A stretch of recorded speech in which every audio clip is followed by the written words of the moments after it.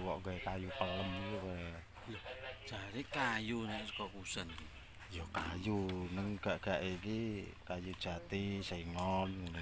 Lah kowe langsung kono. Kene peleme dadi kok. Lha awet pirang sasi, engko dipasang pletrek. Nek pelem kan sawat-awate. Enak nek pelem sing ngantek awet rodok suwe. Pelem apa? Pelempuan. Wah, perempuan wah. Udah umum kuwi. Umumnya ora. Iki awake dhewe iki isih rada mangko.